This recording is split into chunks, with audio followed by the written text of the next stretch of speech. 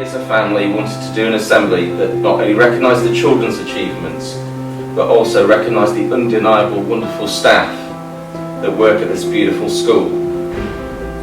So today, the children will share a snippet of their individual journeys and share some of the memories with you all.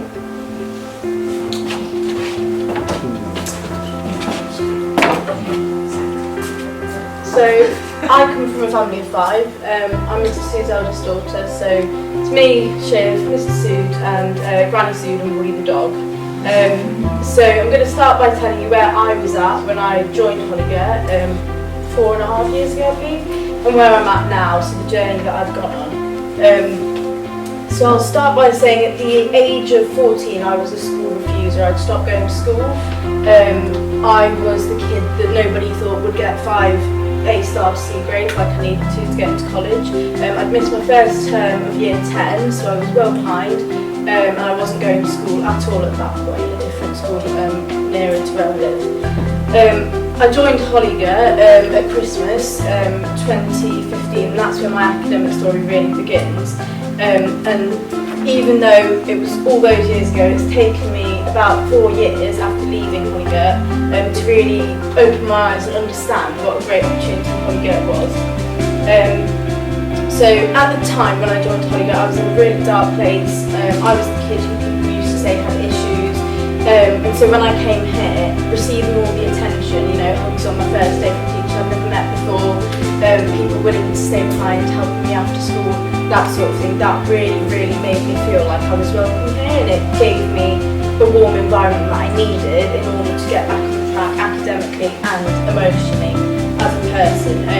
And looking back, that attention really changed the course of my life. That one-to-one support, everything that the school, all the staff, every single one of them, everything they gave me really changed the course of my life. So I was only here for 1.5 years. She's been here for 5 years now.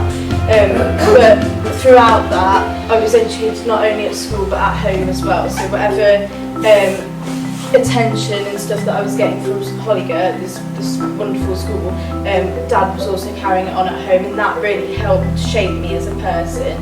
And I can tell you for a fact that he's no different at home. All those jokes he makes, all the music, whatever, all those funny sayings he has, he's exactly the same at home. And he is here, and he really cares, and I'm sure all of the teachers do. They really, really care about every single student in this school.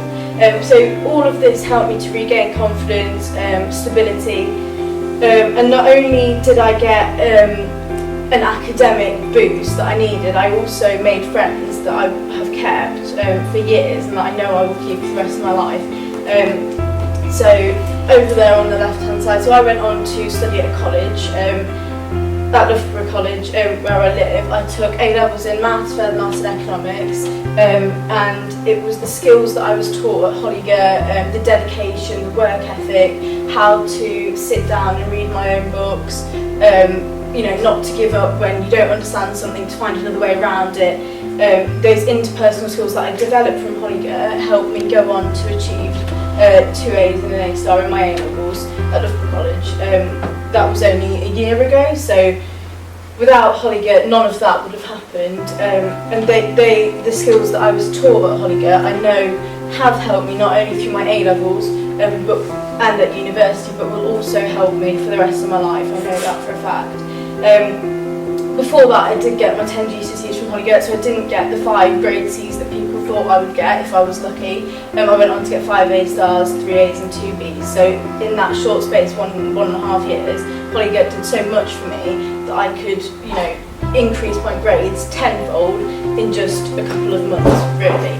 And that was down to the love, the attention, the dedication of all the teachers, the people that were around me, how accepting they were, how welcoming they were, and then those grades, I know I would never have stuck a chance at getting if it wasn't for Hollygirt.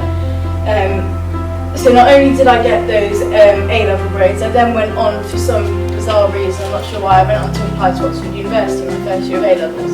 And coming from a background like I did, so obviously the university could see that I'd moved schools halfway through year 10, I wasn't at Hollygirt for long. All of that I thought would put me at a disadvantage, but actually, and I still can't quite believe it, but they actually, Oxford University went on to offer me a place to study economics and management at their university for a 3-year course. The grades I needed were 2 A's and an A star, and again, all of that, I know that one of the only reasons that I was able to get that offer was because of my GCSE grades that Hollygirt helped me achieve.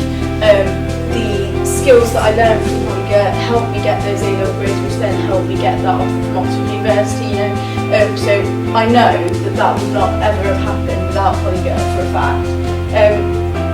So I got the offer from Oxford University. I ended up getting the grades that I needed to get in, but I personally decided to turn the offer down and stay closer to home. So although I got in, I didn't think that it was the best fit for me. And actually, again, that's another place in my life where Hollygirt has played a vital role.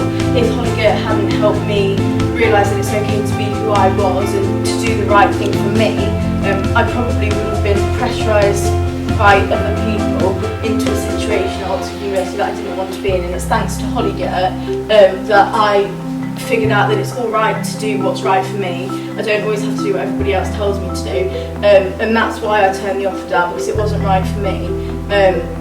So again, that's another I've only left for 3 years from Hollygirt, and again, the skills that I've learned from Hollygirt, the dedication, the attention that the teachers gave me, it's all helped build me as a person. So I'm now at Loughborough University studying accounting and finance for my first year, and I've got first class honours in my January exams, and I'm predicted a first for my degree, and I'm hoping to do a placement in PricewaterhouseCoopers, so a accounting and finance firm, and hopefully go on to become a chartered accountant by the age of 24. That's the plan, but again, I know that if it wasn't for Hollygirt, none of that would have happened. So not only did I achieve, you know, academic grades, offers from good universities, all of that, but I also made friends for life, people who accept me for who I am, people who I still talk to day in, day out, people who support me and I support them, and I know that I wouldn't have had those friends again if I hadn't have come to Hollygirt. So these are just a couple of my memories. That sports day, I think 3 years ago. This was the year 11 prom from the other day. So what messages helped me go on to achieve all that stuff that I achieved? So going from the age of 14, being a school refuser, not predicted 5C grades, to going on to 4 years later getting an offer from Oxford University. How did I do that? Well, not only by working hard, obviously, but the main messages that I took on from Hollygirt, good behaviour and hard work pays. So the more you put in, the more you will get out. If you don't put any effort in, you can't expect to get anything out. However much other people around you try, however much your teachers try, however much your friends help you out, if you don't put the effort in, if you don't have the intention to learn, you won't get a lot out. So that's the first thing that I took. Respect is a two-way street, so that's in everything. That's whether you're talking to the person who's serving you at the till, talking to your teacher, talking to your friend, someone on the bus, anybody. Respect is a two-way street, and if you don't respect the people, you can't expect them to help you out when you need it, and you can't expect respect back. One of the highlights for me was that education was a privilege, not a right. The school that I was at before Hollygirt was a downtrodden school. There were 40 kids in each class. It was dirty.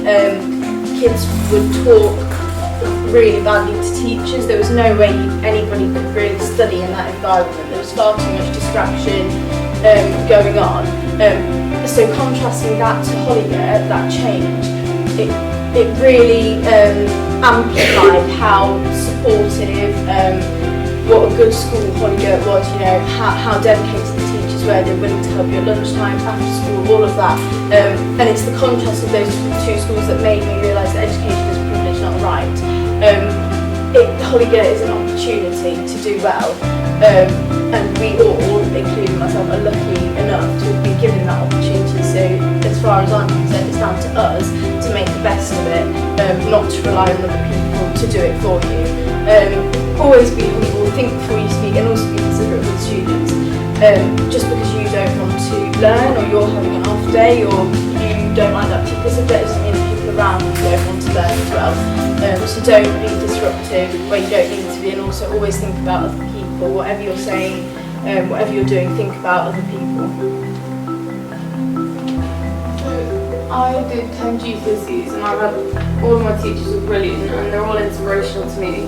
But to mention a few, Mrs. Carr taught me how to believe in myself. Like I actually remember crying with me for telling myself that I wasn't good enough, and she kept telling me not to be so hard on myself. Madam Toomey taught me like hard work and practice is like the key. Like if you don't practice you won't really get anywhere, and if you put hard work in, the teacher will reciprocate that hard work back to you. Dr. McKittrick helped me build my moral compass, and Mrs. Griffiths taught me the importance of caring, listening and accepting others. They've all influenced me in many ways. Mrs. Carr gave me the confidence to take chemistry on at A level, which is something that I would, if I was in like year 7 now, I would never thought I'd be able to do that. They've all helped me become more confident, and what I can take from them is that, like my sister said, education is a privilege, it's not a right. And if you put the hard work in, you can do anything if you put your mind to it, and that's what my teachers have taught me. I'd say to be humble and respect your teachers and think before you speak. And yeah, so we as a family can't thank you enough. It's absolutely undeniable. That's my bit, sorry. Right, okay,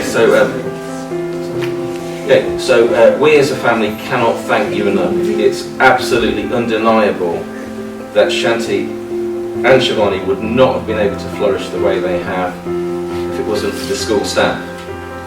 In truth, I do not even believe they would have been educated if it was not for our inspirational head teacher who opened the doors to such a lovely school. And we'd like to ask Mrs. Holly and Mr. Dean to come up to the stage because we've got some gifts to give us.